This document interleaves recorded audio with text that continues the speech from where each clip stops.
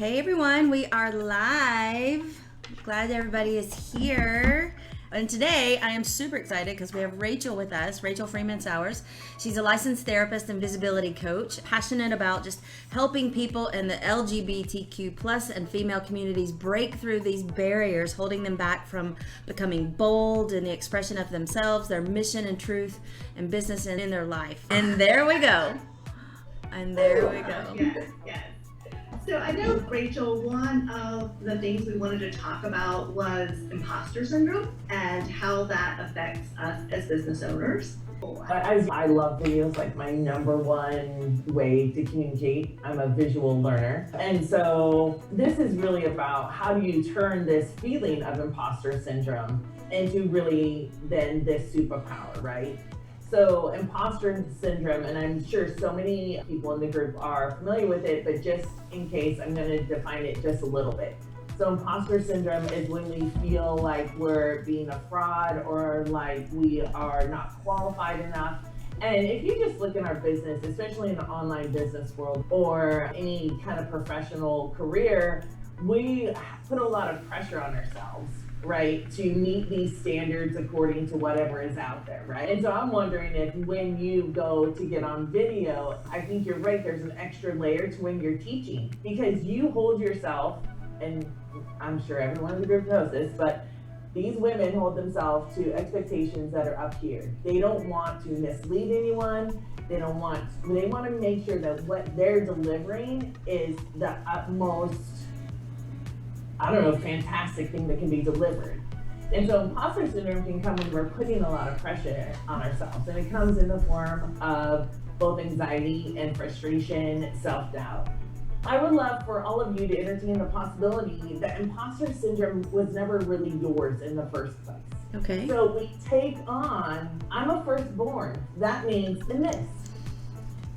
All right, so now I'm saying I am all these things. I take them on as my identity. And if something doesn't match with the way I think I identify as being, I am therefore maybe imposter syndrome, self-doubt, fear, scarcity, anxiety, frustration, demeaning myself, and the list can go on. Does anyone relate to that? Yes. We take these things on as our identity, but it's really important for us to recognize that these aren't things you were born with. You didn't come out of the womb thinking, okay, a firstborn has these characteristics, and this is the reality, and this is how I must be. So I must take on the weight of the world and make sure to gather everyone up and take care of them and be a leader my whole entire life. Successful leader. Whatever that means. Yeah, define that. Yes, so we live in a world of all these measurements that tell us how we are supposed to be, when honestly, the majority of it is, hence why I teach people 100% yourself, 100% of the time, no shame or guilt needed. That does have to do with trying to prove ourselves, or again, overcoming imposter syndrome by making sure we show people every little thing, whether it helps them get to A to Z faster or not. Absolutely. And I think if you look in the online business world, just as entrepreneurs, like everyone is, here's my one course, and you get these 15 bonuses. Right. Because we're trained in our world today to go from this to this. And interestingly enough, we think that we're all multitasking. Your brain never multitasks, ever. It just switches very rapidly, which is why you lose concentration and lose focus, because your brain is a miraculous thing, and it's trying to switch and keep up. I'm here to tell you you're already enough, and I know that may be hard for some people to believe, but it is the absolute truth. And so when we look at external, and I've talked about this a little bit before, when we look externally to see how other people are going to react to me, to the presentation or this event, what are people going to say about that? I am now purely dependent on my emotions, my feelings, and my reality on how people are reacting to me or receiving me. And my goal isn't to react to that. My goal is to listen to my heart. My goal is to listen to the wise woman within me and to do exactly what she says, independent of what an external circumstance or stimulant is doing or saying or reacting. Now, when you're on video, this can feel really odd because we don't always have that reaction from your audience, right? But I just want you to envision yourself sitting in front of the camera and saying, this is me. I'm not putting myself out there for you to reject or approve of. What I'm doing is I'm inviting you in. And when I invite you in, if you decide to come more, please come. If not, you can just keep scrolling and that's fine too. Yeah. So this is like that second point. The first one, you're gonna look and see where is the first instance I may have felt like this. And you could go back to your childhood. I'm a therapist. I don't believe I need to take people back to childhood and go through all of that. I think some of that is counterproductive, which is odd as a therapist to say. So you look where it comes from. But then this is going to help you detach. I'm serving my clients to the utmost, but only if I show up authentically as myself. Yeah. And maybe that thing about I have to prove myself is not truly in alignment with your truest self internally. And that's where the tension comes in. It's just you in front of the camera. So sometimes when you have that energy from having a conversation with someone, whether it's a one-on-one coaching session or a group coaching session, you have that, it's a conversation, it's engagement. And when you're talking to a camera, like you said, it's just you, and you're trying so hard to quote unquote get it right. To be completely honest, and I've said this before, like I'm not uncomfortable talking to myself. Like I'm just not. Like I think that's why video is one of my favorite things, because I can see myself in the camera and I can just be myself because I'm fully accepting of all of this. I'm fully accepting of, I don't know, my hair, my skin, my glasses, my teeth, my body image, my tattoos, my smile, the way I look into my own eyes. I know this sounds kind of corny, but it really is true. The more you know yourself, the more comfortable you are in your own skin, the more you can say, hey, oh, I said this word instead of that word, but no worries, let's just keep going. And this really does avoid this whole kind of thing that we've gotten used to, I believe, in our culture that says, oh, I don't care what people think about me.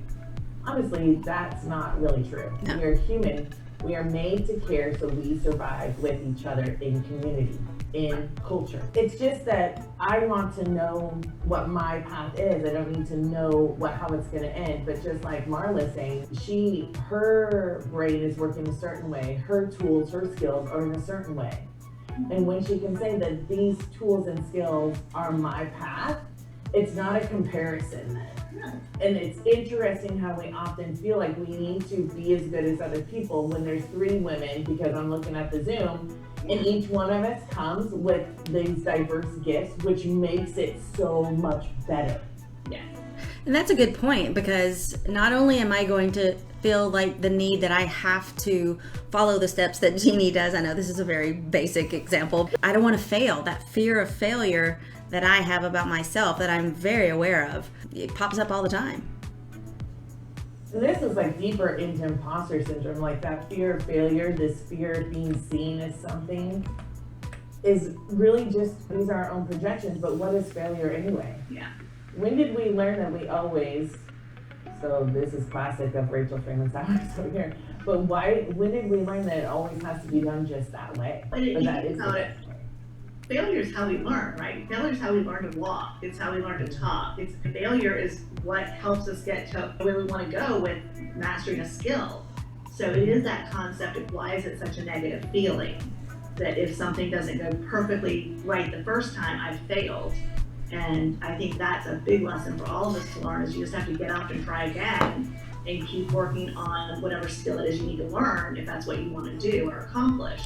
Yeah, and this is a whole cultural thing that we need to realize. And Sure. Imposter syndrome among women and minorities is even greater. Like they say, like between 70 to 70% of people suffer from imposter syndrome, and that number goes up when you're a woman and or a group of a minority. It allows you to say, I'm not going to hang on to that anymore, and this is how I'm going to get rid of it. So when you explore and you like lean into your own knowing and into your truth, then you become more aligned, less fear, less doubt, less shame, and say, this is how I want to show up. This is how I want to be in the world, and then becoming aligned with that. Therefore, turning the imposter syndrome into a superpower by just going through these 3 steps. So how do you get there? How do you get to that point of knowing who you want to be in the world and how you want to show up in the world to others without being influenced by coloring within the lines? This is the part that when I work with my clients, that's the biggest shift that they experience when we start working together, because we dismantle, and this can sound scary, and it's not a 5-minute magic wand kind of trick. So anyone that works with me, it's going deeper into yourself. But what we're doing is we're dismantling the identity that they think that they were. And really helping them realize that their whole truest selves are in there and it's never gone away. But it just keeps getting covered up, right? It gets covered up when that time when someone said, don't do it. Or that time when someone said, oh, be yourself, but don't be yourself like that. Or that time when your mother, your father, your church, your whatever, there's so many factors that come in and they start shaping and forming us, which tells us to decrease. Like when I was younger, everyone said, stop being so sensitive, you're too sensitive, blah, blah, blah, la, la, la. And it was all my whole entire life. So I just started trying to chop off those parts of me or ignore or deaden the sensitivity so I could survive in the world. Until that one day I was like, screw this. Probably use more colorful language. I'm like, I'm turning this into my superpower because this is a superpower. My sensitivity and the connection experience with clients, just like I'm sure you guys do, that is what allows the client to see themselves as their truest selves again. So we really start identifying the thoughts, the feelings, the things you were taught that were never yours. We identify a guide, right? So we learn how to this alignment, and then you just start living it. And people are like, holy cow, I can't believe I'm being able to do this. Like I always felt weird on video. Now I don't feel weird. I'm just on there as myself, right? It's not about I'm putting myself out for, it's I'm putting myself out for invitation. I like that. I do too. Yeah. Liva just added a comment, when the trauma happens to a child before language skills are developed, that it's harder to dig that person out. So I think that's absolutely the truth. I think even when people or children have language and they're told to shush themselves, they're told to be seen and not heard. I don't know if any of you have heard that, but I've heard that a lot in my life. You know, and or every time you said something, you would be told that wasn't quite right or whatever. And I would also encourage people to know that you don't have to go and re-experience the trauma to heal it. You just don't need to. There's other ways to do that. And that's part of becoming in alignment with your truest self right now and seeing. And it's not, I have a lot of clients who say, oh, I wish I could be back like I was before. And we don't want that. We want to be like, how do you want it now? I think a lot of people have a glory day or a heyday, right? There's a time in your life where you felt like you had it all. We had this place in our life where we felt really good, or we felt very successful, or we were getting the love and the support that we felt like we wanted and needed.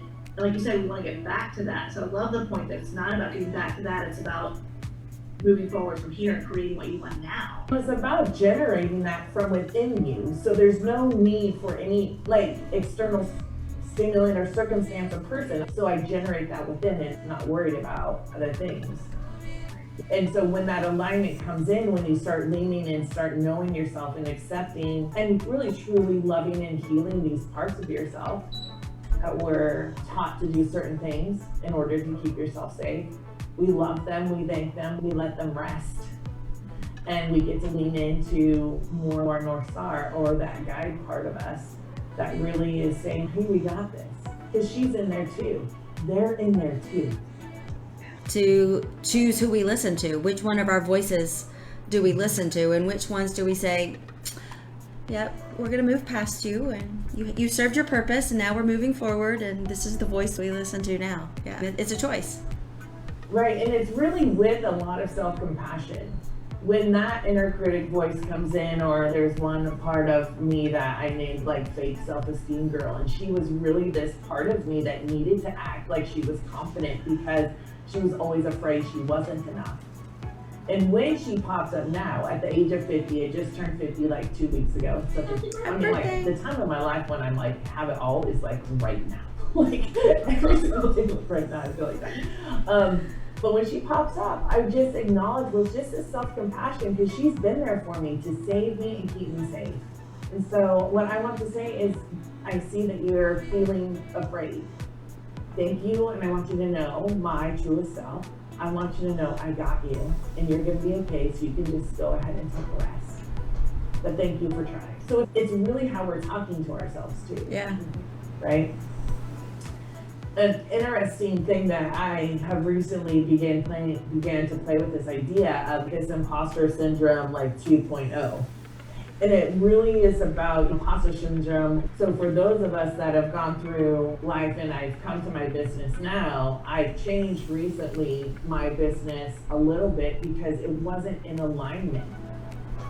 Yeah. So it wasn't truly how I wanted to be showing up and interacting, because these helping people become 100% themselves 100% of the time and sharing what they don't need it is my superpower. And so in this other way, I wasn't leaning fully into this, like this internal way of wanting to be in the world. And so imposter syndrome can look like that too on the next phase of it. So what would be, I know working with you would be fabulous, but what would be one tip that you could give people as far as thinking about getting in alignment with what they really want their life purpose to be, like what they really want to bring to the world? What would be do you have an exercise or an idea or thought around that? Okay, so let me just take a second. So if people want to be aligned with the tip is to start, I don't know if this is easy or hard, but we could do it in a little teeny bit of exercise, but to connect with the heart, to realize what becomes a cognitive thought and where the distance is between the mind and the body. Body is a beautiful piece of work. It's a beautiful thing. How often we demean ourselves or whatever, but it's how can I help, or how can you help yourself stop thinking about it so much, but going into this deeper part of you and saying, we learn to connect with the guide part of you. We learn to connect with the wise one within you so much that then whatever they are, like who they are, that becomes your new identity. So remembering too, like our somatic, our bodies, they never forget anything. So as much as they remember a trauma, they can also remember things like this. It's just we have been used to living in fear for so long on multiple different levels in life, right? And therefore, when you're constantly inundated with fear, you're constantly wondering if you're good enough. This is a result of your conditioning, not a result of your identity. Love that. Yeah, that's powerful. So when you put your hand, you're triggering the bodily memory, the mind, and the body. The mind isn't better without the body, and the body isn't better without the mind. And then you just get the soul lusciousness in there, and then you're just golden. Love it! That was a soul lusciousness. Rachel, this has been amazing as always with you. I'm so grateful that you joined us today. And Marla, thank you for being my tech genius and actually getting us live. I really appreciate you. Yay. Make it work however we can. It's all good. It's good. You can put your information in the comments so if people want to reach out to you and talk to you about working with you. That would be great. We'll take care of that this afternoon. So have a great week. And again, if you have questions or comments, put hashtag, and we will all get back with you on that. So thank you so much for being here, ladies. Thanks, Thank Rachel. you. It's been awesome. Bye.